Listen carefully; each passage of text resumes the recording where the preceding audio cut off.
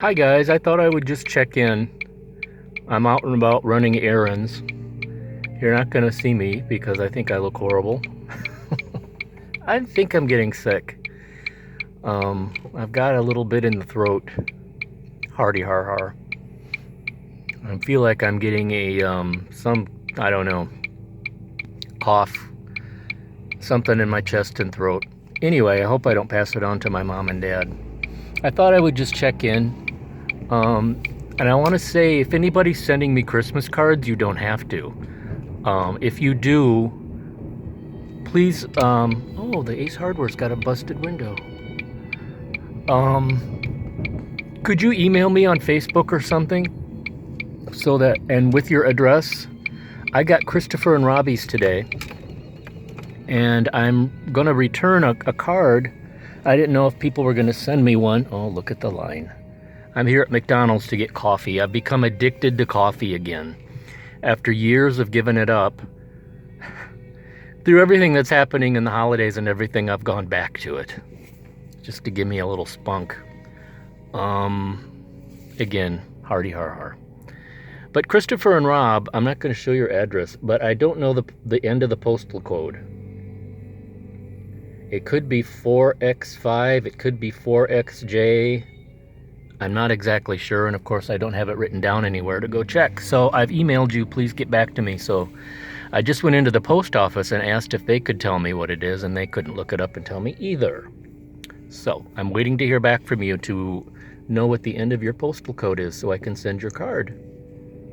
So I doubt Jasmine will see this. I don't know if she is going to be sending out cards this year. Not that I need a card to send a card back, but sometimes when I don't keep an address book, I rely on people's return addresses because I don't write things down. So that's my message there. If you're plan on sending me a card and you know me on Facebook, or can you message through YouTube anymore? I don't know.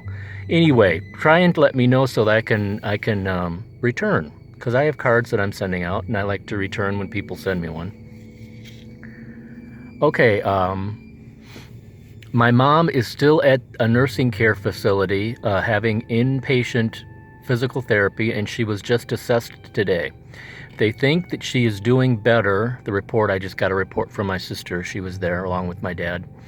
They think she's getting better, but they want her to stay longer and work on daily activities so she can come home and be more or less independent and get stronger in her daily activities. I asked how she felt about that, and one of the problems that my dad complains with is that she seems resigned. Her usual spunk and fight whenever she has had an illness, and she's had a lot of illnesses in her time. She had 6 children. She had tuberculosis and had lung surgery, a lobectomy when she was pregnant with one of my brothers. She had, I always get it wrong, but it's I think one of the meningitises, the spinal meningitis or viral meningitis. She's had a stroke. She's had heart issues. She had cardioablation. She's had a lot to deal with in her life, and she's always had the attitude of it's not going to lick her. She's going to get stronger. She's going to fight. She doesn't have that anymore. She's just sitting and letting things happen, letting the world go by. Part of her issues is, her stroke, and she's very physically weak. She relies on a wheelchair and a walker a lot. And but her hearing has gone, and she refuses to wear hearing aids. They're uncomfortable.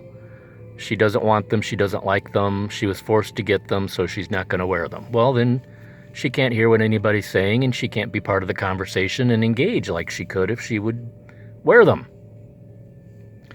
Anyway, my dad is slowing down. He's starting to make mistakes in the car, so he thinks he might have to give up driving.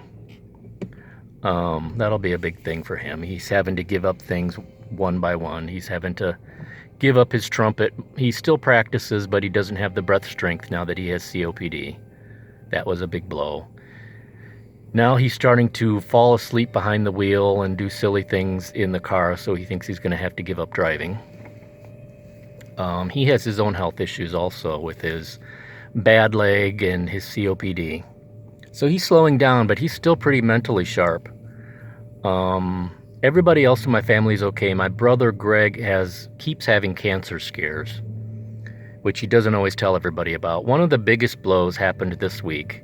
2019 just sucks ass, and it's kicking us in the teeth to the very end. My Uncle Norman passed away, my dad's brother.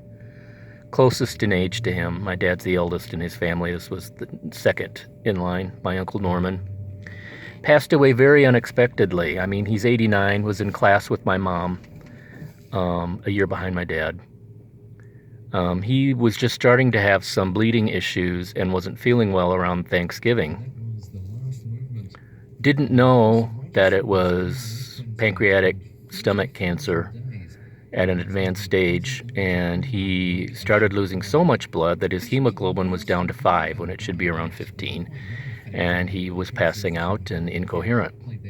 They managed to get the bleeding stopped, and they gave him a transfusion, but he had a DNR, and he didn't come back. So my Uncle Norman has passed away. A larger than life, joking character of a man. He was the vice president of State Farm Life Insurance, I believe, division. Very successful in business.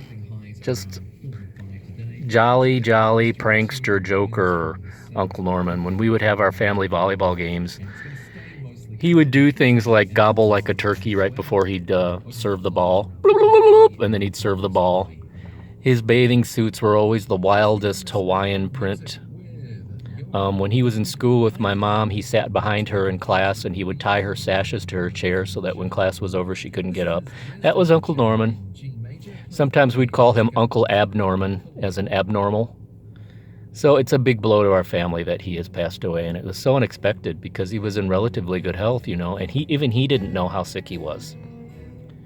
So they're having a service down in Hot Springs Village, Arkansas, Saturday. None of us can go, but they're going to have a memorial at our family reunion in Attica, Indiana, in July, with my cousin officiating because he's a Methodist minister. So that's been the latest big blow.